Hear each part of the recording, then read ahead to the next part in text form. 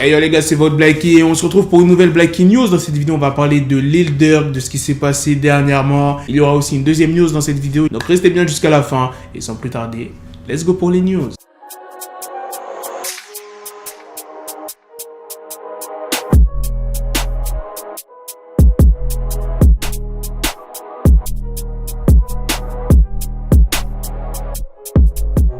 Dans la soirée du samedi 17 avril avait lieu le concert de Lil Durk au Celebrity Theater à Phoenix, mais tout ne s'est pas passé comme prévu. Lil Durk n'était pas le seul artiste présent, il y avait aussi Pusha T et Coily Ray, et aux alentours de 22 h, il y a des coups de feu qui ont résonné non loin du lieu de l'événement. Il y a un porte-parole du département de police de Phoenix qui s'appelle Anne Justu qui s'est exprimé aux médias XXL. Vers 22 h, il a été signalé à la police qu'une foule sortait d'un lieu près du 400 Nord 32 Street. Des coups de feu ont été tirés. Les agents n'ont trouvé aucune victime touchée par balle. Quelques personnes ont subi des blessures lors de leur fuite. Une enquête est en cours. Dans des vidéos qui circulent sur les réseaux sociaux, on peut voir de nombreuses chaises éparpillées un peu partout dans la salle. Il y a une jeune femme qui a filmé sa blessure. Et à ce qu'il paraît, lors de ce concert, ils étaient 10 000 les gars. Du coup, il y a beaucoup de personnes qui se sont plaintes du Celebrity Theater que la qualité du service de sécurité était vraiment moyen. Il y a une jeune femme qui s'est exprimée qui s'appelle Taji Gray. Elle a été blessée alors qu'elle cherchait à se mettre à l'abri quand le chaos a commencé. Et selon elle, le dispositif de sécurité mis en place par le théâtre était loin d'être suffisant.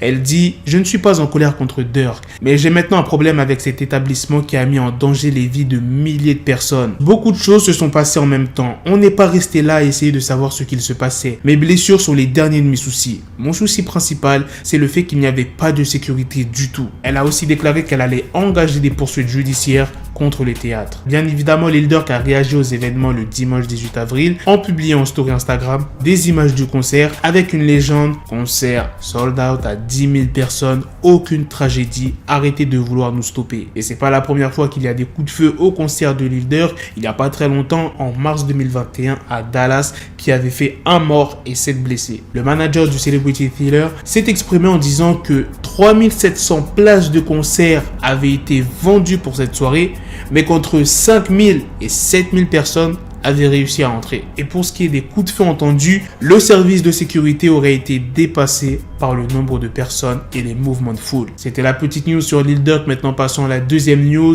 On va parler de la fille d'Eazy-E qui s'est exprimée sur son envie de faire un documentaire sur son père et que Ice Cube refuserait de participer à ce documentaire. Alors déjà pour commencer, c'est pas tout le monde qui connaît le nom de la fille d'Eazy-E. Elle s'appelle Abby Wright et elle a 29 ans. Elle avait 4 ans quand son père Eazy-E est décédé en 1995. Et pendant toutes ces années, elle a réuni les fonds nécessaires pour produire un documentaire sur son père. Et il serait presque terminé. Sauf qu'il manque une chose cruciale, la présence d'Ice Cube. Elle dit « Ce truc va être incroyable. Il y a tellement de gens qui parlent au sujet de mon père et qui soutiennent ce que je fais et qui ont été là pour moi. Ils ont beaucoup de choses positives à dire sur lui et pas seulement des choses positives, mais aussi leur histoire, ce qu'ils savent, ce qu'ils ont vu, leur relation avec mon père, comment il a ouvert la voie pour eux, ouvert beaucoup de portes pour eux. La seule chose que je dirais honnêtement, c'est que la seule personne qui compte vraiment dans cette histoire que je raconte, qui n'en a pas parlé jusqu'à présent,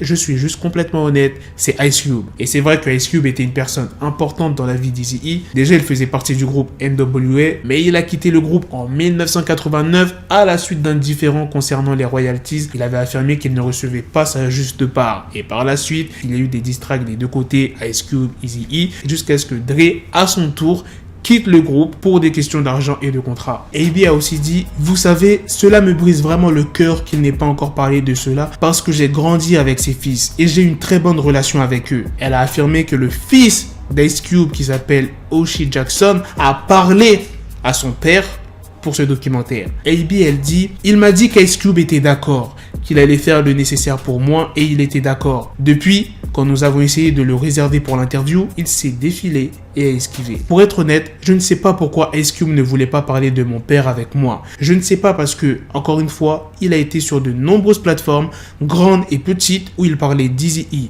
Donc je ne sais vraiment pas, je n'ai pas la réponse, il faudrait lui demander. Voilà les gars, c'est la fin de cette news, c'est aussi la fin de cette vidéo. Dites-moi dans les commentaires qu'est-ce que vous en pensez de ces deux news. La première news sur les coups de feu au concert de Lil Durk. Est-ce que vous vous rendez compte les gars qu'il y avait quand même le gérant de l'événement il affirme que 3700 places ont été vendues et que 5000, 7000 personnes sont entrées comme ça. Non mais frère, comment 5000, 7000 personnes ont pu entrer comme ça? Ça veut dire que déjà la sécurité, c'était pas ça. En tout cas, c'est sûr, il y avait plus de 3000 personnes. Un tel nombre, il faut qu'il y ait quand même beaucoup d'agents de sécurité.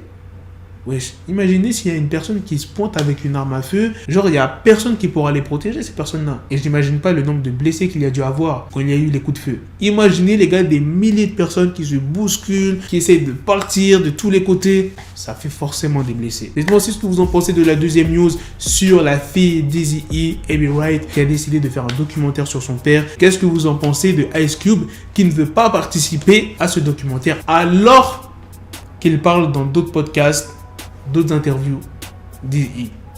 Pourquoi tu le fais pas avec la fille carrément d'Eazy-E? Sur ça, on se donne rendez-vous très prochainement pour d'autres vidéos news. Prenez soin de vous, la famille. Peace. Got the bezel, had to switch my schedule on my dick, she Lego, never Lego. Him, I stuck up on me, so I call it Velcro. Till I need my dinero pendejo. Him, I metro if it's about the peso, like it's Go Diego, make it right on schedule. Got the pistol on me with the dickest, then the bitches in the back just like a fucking echo. Hey, that bitch told me you got pencil dick. She grip on my dick like a selfie stick. I got a big gun, I need help with it. To wet your babe up, Michael fell with it.